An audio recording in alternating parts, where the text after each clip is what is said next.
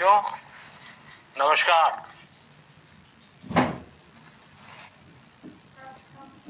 Corona वैश्विक महामारी के खिलाफ लड़ते लड़ते अब हम अनलॉक 2 में प्रवेश कर रहे हैं और हम उस मौसम में भी प्रवेश कर रहे हैं जहां सर्दी, जुकाम, खांसी, बुखार, ये सारे न जाने क्या क्या होता है, ये मामले बढ़ जाते हैं। ऐसे में मेरी आप सभी देशवासियों से प्रार्थना है कि ऐसे समय अपना ध्यान रखिए। साथियों, ये बात सही है कि अगर कोरोना से होने वाली मृत्यु दर को देखें तो दुनिया के अनेक देशों की तुलना में भारत संभली हुई स्थिति में है। समय पर किए गए लॉकडाउन और अन्य फैसलों ने भारत में लाखों लोगों का जीवन बचाया है। या देश का प्रधानमंत्री कोई भी नियमों से ऊपर नहीं है। साथियों, लॉकडाउन के दौरान देश की सर्वोच्च प्राथमिकता रही ऐसी स्थिति न आए कि किसी गरीब के घर में चूल्हा न जले। केंद्र सरकार हो, राज्य सरकारें हो, सिविल सोसाइटी के लोग हों, सभी ने पूरा प्रयास किया कि इतने बड़े देश में हमारा कोई गरीब भाई बहन भूखा न सोए।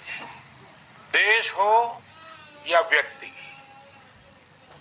समय पर फैसले लेने से, संवेदनशीलता से फैसले लेने से किसी भी संकट का मुकाबला करने की शक्ति अनेक गुना बढ़ जाती है। इसलिए लॉकडाउन होते ही सरकार प्रधानमंत्री गरीब कल्याण योजना लेकर आई। इस योजना के तहत गरीबों के लिए 2.25 लाख करोड़ रुपए का पैकेज दिया गया। साथियों,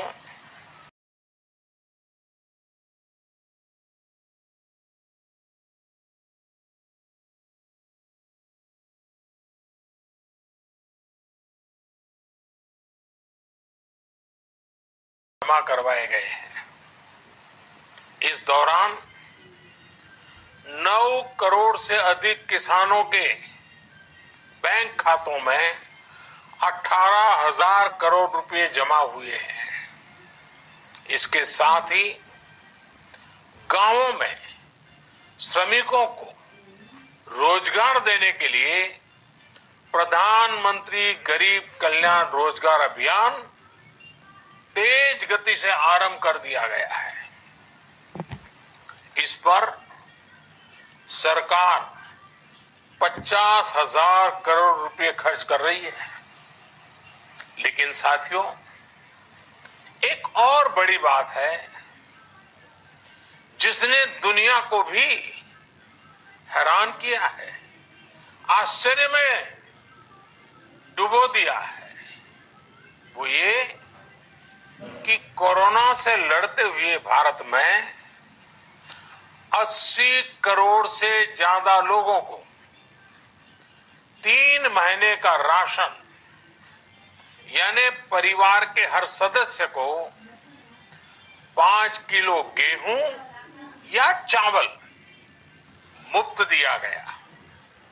इसके अतिरिक्त प्रति परिवार हर महीने 1 किलो दाल भी मुफ्त दी गई।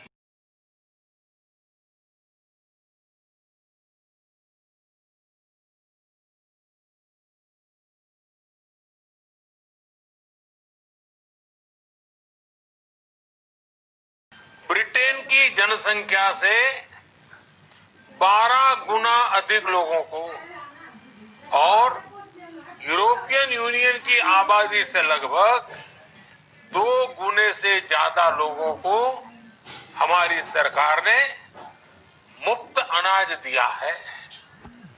साथियों, आज मैं इसी से जुड़ी एक महत्वपूर्ण घोषणा करने जा रहा हूं। साथियों, हमारे यहां वर्षा ऋतु के दौरान और उसके बाद मुख्य तौर पर कृषि क्षेत्र में, एग्रीकल्चर सेक्टर में ही ज्यादा काम होता है। अन्य दूसरे सेक्टरों में थोड़ी सुस्ती रहती है। जुलाई से धीरे धीरे त्योहारों का भी माहौल बनने लगता है। अब आप देखिए, अभी 5 जुलाई को गुरु पूर्णिमा है, फिर सावन शुरू हो रहा है, फिर 15 अगस्त आएगी, रक्षाबंधन आएगा, कृष्णा जन्माष्टमी आएगी, गणेश चतुर्थी आएगी, ओणम होगा और आगे जाएं तो काटी बिहू है, नवरात्रि है, दुर्गा पूजा है, दशहरा है, दीपावली है, छठी मैया की पूजा है। त्योहारों का ये समय जरूरतें भी बढ़ाता है, खर्च भी बढ़ाता है। इन सभी बातों को ध्यान में रखते हुए ये फैसला लिया गया है कि प्रधानमंत्री गरीब कल्याण अन्न योजना का विस्तार अब दिवाली और छठ पूजा तक, यानी नवंबर महीने के आखिर तक कर दिया जाएगा। यानी 80 करोड़ लोगों को मुफ्त अनाज देने वाली ये योजना अब जुलाई, अगस्त, सितंबर, अक्टूबर, नवंबर में भी लागू रहेगी। सरकार द्वारा इन 5 महीनों के लिए 80 करोड़ से ज्यादा गरीब भाई बहनों को हर महीने परिवार के हर सदस्य को 5 किलो गेहूं या 5 किलो चावल मुफ्त मुहैया कराया जाएगा और साथ ही प्रत्येक परिवार को हर महीने 1 किलो चना भी मुफ्त दिया जाएगा।